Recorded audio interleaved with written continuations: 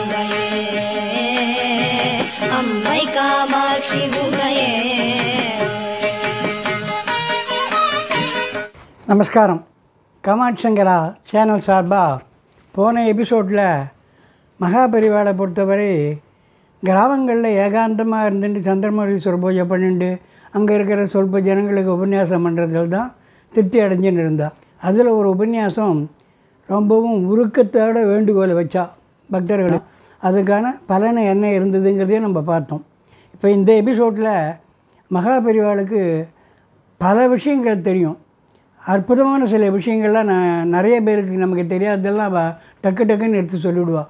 அப்படி இந்த எபிசோடில் சங்ககால அரசர்களும் சாதாரண மக்கள் கூட வேதத்தை ரட்சிக்கிறதுக்கு எப்படியெல்லாம் உதவி பண்ணால், வேதத்தையே உயிர் மூச்சா எப்படி நினச்சா அப்படிங்கிறத சில விஷயங்களை மகாபரிவா எடுத்து சொல்லிருக்கா. அவசியம் நாமெல்லாம் தெரிஞ்சிக்க வேண்டிய விஷயம் அது. கரிகால சோழன் எல்லாருக்கும் தெரியும், ரொம்ப பிரசித்தமானவன். அவனுடைய பெயரை இப்போ சொல்லிக்கிற அளவுக்கு அவன் பண்ண சாதனை இருக்குது. அந்த கரிகால சோழனுடைய சாசனம் ஒன்று, அது சமஸ்கிருதத்தில் இருக்கிற சாசனம். அந்த சாசனம் என்ன சொல்கிறது அப்படின்னு மகாபரிவா எடுத்து சொல்லிருக்கா. அதை பார்க்க போகிறோம். அத்தோட நாமெல்லாம் போற்றி பாராட்டக்கூடிய தமிழ் மறைன்னு சொல்லக்கூடிய திருக்குறள், அதை ஏற்றினிய திருவள்ளுவர். அந்த திருக்குறளானது முழுக்க முழுக்க வைதிகமானது தான் அப்படிங்கிறது என்னுடைய அபிப்பிராயம்னு சொல்லிட்டு மகாபரிவா ஒரு அற்புதமான குறளை உதாரணமாக சொல்கிறான். அந்த குறள் என்னங்கிறத பார்க்க போகிறோம். அத்தோடு இந்த சமீப காலத்தில் ஒரு 250-300 வருஷத்துக்குள்ளே ஒரு அரசர், அவர் ஏகாதசி விரதத்தை கடைப்பிடிக்கிறவர், அதில் தவறிட்டார். அப்படி தவறினால் அதனால் ஏற்படக்கூடிய தோஷம் பாபம், அதிலேருந்து நிவர்த்திக்கு என்ன பண்ணுறது அப்படின்னு கேட்டு அவர் நிவர்த்திக்கு என்ன காரியம் பண்ணார் அப்படிங்கிறத பற்றியும் இந்த எபிசோடில் பார்க்க போகிறோம். அதுக்கு முன்னால் நான் வழக்கமாக கேட்குற கேள்வியை கேட்குறேன். இறையிலி அப்படின்னு சொல்லுவாள். அந்த இறையிலிங்கிறது என்ன? இதுதான் கேள்வி. இதுக்கான பதிலை எபிசோடு முடிவில் சொல்கிறேன். சரியாக இருக்கா பார்த்துங்கோ. இப்போ எபிசோடுக்குள்ளே போகலாம். மகாபரிவா என்ன சொல்கிறா, கரிகால சோழனை பற்றி நம்ம எல்லாருக்குமே தெரியும். கல்யாணம் கட்டினவன், இன்றைக்கி அவன் பெயரை சொல்லின்னு இருக்கு. 1000 வருஷத்துக்கு முன்னால் கல்யாணம் கட்டினவன். ஆயிரக்கணக்கான வருஷத்துக்கு முன்னாலேருந்து மன்னர்களெல்லாம் வேதத்தை ரட்சித்து ஆதரிச்சு வந்தால் உயிர் மூச்சாக கருதினான். அப்படி தான் கரிகால சோழனுடைய ஒரு சாசனம் கிடச்சிருக்கு. அது சமஸ்கிருதத்தில் இருக்குது. அது பாத்திர கலிதா வேதானாம் சாஸ்திர மார்கானு சாரினாம் ததேது அரிகாலஸ்ய கரிகாலஸ்ய சாசனம் அப்படின்னு அது சொல்கிறது. அது என்ன சொல்கிறதுன்னு கேட்டால், அரிகாலஸ்ய கரிகாலஸ்ய சாசனம். அரிகாலன் அதாவது விரோதிகளுக்கு யமனானவன் இந்த கரிகாலன். வீரனான கரிகாலன் விரோதிகளுக்கு யமனானவன் அந்த சாஸ்திரம் சொல்கிறது. சரி, யார் விரோதி அப்படின்னு கேட்டால், வேத சாஸ்திரங்களை அனுஷ்டிக்காதவர்கள் விரோதி. வேத சாஸ்திரங்களை அனுஷ்டிக்கிறவர்களை ரட்சிக்க வேண்டியது தன்னுடைய கடமை அப்படின்னு அந்த சாஸ்திரத்தில் அவன் சொல்லியிருக்கான். அது நிறையா விஷயம் இருக்குது. இந்த 2 வரி இதில் மகாபரிவா எடுத்து சொல்லியிருக்கான். ஆக அதுலேருந்து என்ன தெரியுதுன்னா, கரிகால சோழர்கள் அந்த அளவுக்கு சாஸ்திரத்தை உயிர் மூச்சாக நினைத்தா அதை ரட்சிக்க வேண்டியது தன்னுடைய கடமைன்னு இருந்தாங்கிறதுக்கு இந்த சாசனம் ஒரு உதாரணம். அரசன் மட்டும் இல்லை, மக்களே எடுத்துட்டா. அந்த காலத்தில் சேர நாடு, சோழ நாடு, பாண்டி நாடு, நடுநாடு, பல்லவ நாடுன்னு இப்படி இந்த மாதிரி இப்போ இருக்கக்கூடிய ஏக தமிழ்நாடு கிடையாது. பாரதம் எப்படி 54 தேசங்கள் சேர்ந்து இருந்தது. ஆனால் ஒரே வேதம் தான் 54 தேசத்துலேயும் ஒரே வேதங்கள் தான். இந்த சதுர் வேதங்கள் தான் 54 தேசத்துலேயும் இருந்து இணைச்சது. அதே மாதிரி தமிழ்நாடு இத்தனை நாடாக இருந்த போதிலும் வேதம் ஒன்று தான், ஒரே வேதம் தான் எல்லா இடத்துலையும் இருந்தது. அப்போ ஒருத்தருக்கு ஒருத்தர் பேசுவாங்க மக்கள். ஒரு நாட்டை சேர்ந்த ஒரு விவசாயி சொல்கிறான், நாங்கள்லாம் வெடிக்கிறதால கோழி கூடணுன்னு எழுந்து ஓடி போயிடுவோம். எதுக்குன்னா விவசாயம் பார்க்குறதுக்கு, தண்ணி பாய்ச்சறதுக்கு, மடையை திறந்து வர்றதுக்கெல்லாம். அப்போ இன்னொருத்தன் சொல்கிறான், நீங்கள்லாம் கோழி கூவினா தான் எழுந்திருப்பீங்க, நாங்கள் அதுக்கு முன்னால் வேத கோஷத்தை கேட்டே எழுந்துருவோம்னு பெருமையாக சொல்லிட்டானோ. அதாவது வேத கோஷம் அவ்வளோ காத்தாலேயே அங்கே ஒலிக்க ஆரம்பிச்சிடும். அதை பெருமையாக அந்த விவசாயி சொல்லிட்டான். ஆக மக்களும் அப்படி சொன்னான். அதுக்கு காரணம் என்னான்னு கேட்டாக்க, வேதம் செழித்த தமிழ்நாடு. இந்த நாட்டில் வேதம் ஒலிக்கிறதுனால தான் சுபிட்சம் ஏற்பட்டது. அடிப்படையே தான். திருஞான சம்பந்தர் அதுதானே சொல்கிறார், வாழ்க அந்தனர் வானவர் ஆவினம் வீழ்க தன்புணல் வேந்தனும் ஓங்குக ஆழ்க தீயதெல்லாம் அரண்நாமமும் சூழ்க வையகம் துயர் தீர்கவேன்னு சொல்கிறார். அது எதுக்காக சார் அதை சொல்கிறாரு? வேதத்தை ஒழிச்சாக்க யஜ்ஞாதி கர்மாக்களை பண்ணால் அந்தனர் பண்ணாக்க ஆனவர்கள் தேவர்கள்லாம் மகிழ்ச்சி அடைஞ்சு வீழ்க தன்புணர் மழை பெய்யும். மழை பெஞ்சால் பயிர் பச்சை விளையும். பயிர் பச்சை விளைஞ்சாக்க பஞ்சம் இருக்காது. பஞ்சம் இல்லைன்னா மன்னனுக்கு நல்ல பெயர். பஞ்சம் இல்லாதது அது இல்லைன்னா வேதம் சீனிச்சு போனால் அதிவிருஷ்டி அனாவிருஷ்டின்னு சொல்லுவாள். அளவுக்கு அதிகமாக மழை பெஞ்சு பயிரெலாம் நாசமாக போகும். இல்லை மழையே பெய்யாமல் காஞ்சி போயிடும். அதனால தான் வேதத்தை ரட்சித்தா அந்த காலத்தில். மக்களும் ஆதரிச்சா, மன்னர்களும் ஆதரிச்சா. மகாபிரியா என்ன சொல்கிறா, திருக்குறள் தமிழ் மறைன்னு சொல்லி போட்டுறோம், அது வாசம்தான்.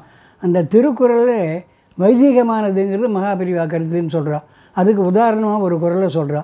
அந்த குறள் என்னன்னு கேட்டால், அவள் என்ன சொல்கிறா, வேதம் என்ன சொல்கிறதுன்னா, வைதிகம் என்ன சொல்கிறதுன்னா, பிதர்களுக்கு பிரதான காரியம். பிதுக்கள் தான் முதல்ல, தர்ப்பணம் சிராத்தம் முதல்ல, அப்புறம்தான் பூஜை புனஸ்காரம். அப்படி தான் வைதிக காரியம். வேதம் அதை தான் சொல்கிறது. இவரும் அதை என்ன சொல்கிறா, திருக்குறள் தென்புலத்தார் தெய்வம் விருந்து ஒக்கல் தான் என்றாங்கு ஐம்புலத்தார் ஓம்பல் தலை. இது குறள். இதில் வேதம் என்ன சொல்லித்தோ அதை தான் இவரும் சொல்லின்னு இருக்கார். தென்புலத்தார்னாக்க அதுதான் பித்திருக்கள். நாம் என்ன சொல்கிறோம், யமன் திசைன்னு தென் திசை சொல்கிறோம். அங்கே தான் பிதிர்கள் இருக்கான்னு சொல்கிறோம். திருவள்ளுவர் அதை தான் சொல்கிறார். தென்புலத்தார்னு பிதிர்களை சொல்கிறார். முதல் ஸ்தானம் தென்புலத்தார் கொடுக்குறார். வேதமும் அதை தான் சொல்கிறது. அடுத்தது தெய்வம், அதுக்கு அடுத்தது விருந்து. நம்ம என்ன சொல்கிறோம், விருந்தை சொல்கிறோம், அதிதி தேவோ பவா அப்படின்னு ஆதரிக்கணும்னு சொல்கிறோம். அடுத்தது ஒக்கல்னா உறவினர்கள், அதுக்கு அடுத்தது தான் நம்ம. ஆக இந்த 5 அந்த காலத்தில் வேதம் என்ன சொல்கிறது, வள்ளுவர் சொல்கிற குறளும் என்ன சொல்கிறதுன்னா, அந்த காலத்தில் விளைச்சலோ வருவாயோ அதை அவள் தாங்களாக நம்மளாக பண்ணிக்கிட்டு 5 பாகம் பண்ணுவாள், 6 பாகம்னு பண்ணுவாள். 6 பாகம்னா ஒரு பாகம் அரசனுக்கு வரி, ஜிஎஸ்டின்னு வச்சுங்க, அந்த காலத்திலே உண்டு. ஒரு பாகம் அரசனுக்கு போயிடும்.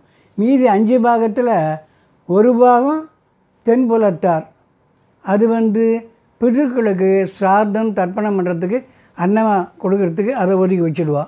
அடுத்தது தெய்வம், எல்லா ஊர்லேயும் கோவில் இருக்கும், கோவிலுக்குன்னு ஒரு பகுதியை ஒதுக்கிடுவா. 3வது விருந்து, அதிதி தேவோ பவான்னு சொல்கிறது இல்லையா. விருந்தினர் யார் வந்தாலும் அவளை வெறும் வயிற்றோடு அனுப்ப மாட்டோம். அவளுக்கு சாப்பாடு போட்டு கம்பல் பண்ணி நீங்கள் இருந்து சாப்பிட்டு தான் போகணும்னு சொல்லி சாப்பாடு போட்டு தான் அனுப்புவா. அதுக்கு ஒரு பங்கு. அதுக்கடுத்து ஒக்கல்னால் என்னன்னு கேட்டால், நம்முடைய சொந்தக்காரர்களே யாரான வசதி இல்லாமல் போயிட்டாருன்னா அதை கேள்விப்பட்டால் அவளுக்கு ஓடி போய் உதவி பண்ணுறது. அதுக்குன்னு தன்னுடைய வருவாயில் அல்லது விளைச்சலில் ஒரு பங்கு சேர்த்து வச்சுருந்தா எவ்வளோ பெரிய உதாரண குணம் பாருங்கள். இது வேதம் சொல்கிறது, வள்ளுவர் சொல்கிறார். அதை சேர்த்து ஒரு பங்கு வச்சுருப்பா. இன்னொரு பங்கு தான் தான். 5வது இவனுக்கு, யார் உழைக்கிறானோ அல்லது யார் சம்பாதிக்கிறானோ அவனுக்கு. இப்படி 5 பாகமாக பிரிக்கணும்னு வேதம் சொல்கிறது. இந்த வைகை தர்மம் சொல்கிறதுக்கு வள்ளுவரும் அதை தான் சொல்கிறார். மகாபிரிவா என்ன சொல்கிறா, இதை விட உயர்ந்த சோசலிசம் இதானே இருக்கான்னு கேட்குறா. அது வாசம் தானே. நம்ம சம்பாதிக்கிறத அரசனுக்கு வருவையாக கொடுத்துட்டு மீதி 5 பாகத்தை என்ன பண்ணுவா, எனக்கு தான் சொந்தம்னு எடுத்துக்கிற காலம் இல்லையா. ஆனால் அப்படி கிடையாது. அந்த காலத்தில் என்ன பண்ணான்னா அவள் இதுக்கெல்லாம் ஒதுக்கி வச்சா, அதுக்கு இம்பார்ட்டண்ட்டு கொடுத்து வச்சா. அதுதான் பெரிய சோசலிசங்கிற அது வாஸ்தவம்தான். இப்போ சமீப காலத்தில் எடுத்துட்டா தஞ்சாவூர் அரசர் ஒருத்தர், அவர் என்ன பண்ணார், ஊராக யாத்திரை வந்தார். தஞ்சாவூர்லேருந்து கிராமமாக போய் மக்களை சந்தித்து உங்களுக்கெல்லாம் என்ன குறை ஏது என்னன்னு கேட்டு அங்கே இருக்கிற கோவிலை தரிசனம் பண்ணிட்டு வந்தார். அப்படியே வந்தபோது பாபநாசம் பக்கத்தில் ஒரு ஊருக்கு வந்தார். அந்த ஊரில் தங்கியிருந்தார். கிராமம்தான் அப்போல்லாம் ஜாஸ்தி. அந்த கிராமத்தில் ஊர் ஜனங்க, ஊர் பெரியவர்கள்லாம் அரசரை சந்தித்தா உங்களுக்கு எதான குறை இருக்கா, என்ன வேணும், என்ன பண்ணணும்னு கேட்டப்போ, அரசே உங்கள் ஆட்சியில் ஒரு குறையும் இல்லை, எல்லாம் சௌக்கியமாக இருக்கும் அப்படின்னு ரொம்ப சந்தோஷம். எல்லோரும் இருந்து சாப்பிட்டு போங்கன்னு இன்றைக்கி விருந்து ஏற்பாடு பண்ணார். எல்லா ஜனங்களும் விருந்து சாப்பிட்டா, அரசரும் சாப்பிட்டார், ஊர் பெரியவர்கள்லாம் சாப்பிட்டார். எல்லாம் அரசர் சாப்பிட்டு முடிஞ்சு விருந்து முடிஞ்சோடனே ஒரு தாம்பூலம் போட்டுப்பார். வெத்தலை பாக்கு போடுற பழக்கம், தாம்பூலம் போட்டுனார். தாம்பூலம் போட்டுன்னு அப்படியே இந்த ஊர் பெரியவர்கள் முன்னாடிலாம் உட்காந்துருந்தா அவர்கிட்ட இன்றைக்கி என்ன திதின்னு கேட்டார். என்ன அரண்மனையில் இருந்தால் அரசர்களுக்கு ஜோசியர் வச்சுருப்பா. இந்த ஜோசியர் பஞ்சாங்கத்தை பார்த்து திதி நட்சத்திரம் வாரம் கிழமை ராகுகாலம் யமகண்டம் எல்லாத்தையும் படித்து சொல்லிடுவார். அது வழக்கம். அதுக்குன்னே ஒரு ஜோசியர் உண்டு. இவர் யாத்திரை வந்ததுனால ஜோசியரை கூட்டின்னு வரல, அதனால் திதி அவருக்கு ஞாபகம் இல்லை. இதுக்கு என்ன திதின்னு கேட்டவுடனே அந்த ஊர் பெரியவர் இன்றைக்கி ஏகாதசி திதின்னு சொன்னார். அதை கேட்ட உடனே அரசர் அதிர்ச்சி அடைஞ்சார். அடடா ஏகாதசி நான் வந்து விரதம் இருக்கிறது ஆச்சு பழக்கம், அதுவும் தாம்பூலம் தரிக்கவே கூடாது, இது பெரிய தோஷமாச்சு, இதனால் பாபம் வந்துடுமே, இதுக்கு என்ன நிவர்த்தி நீங்களே சொல்லுங்கன்னு கேட்டார். அப்போ அந்த ஊரில் அனுபவம் ஆண்டு ஒரு பெரியவர் என்ன சொன்னார், அதுக்கு நீங்கள் வந்து ஒரு 48 வேதம் படித்தவர்களை கொண்டு வந்து ஒரு இடத்துல வச்சு அவள் 24 மணி நேரம் வேதம் ஓட வைக்கணும், அவளுக்கு வேண்டிய சௌகரியம்லாம் பண்ணி கொடுக்கணும், இப்படி பண்ணிங்கன்னா இந்த தோஷம் உங்களை தாக்காது அப்படின்னு சொன்னார்.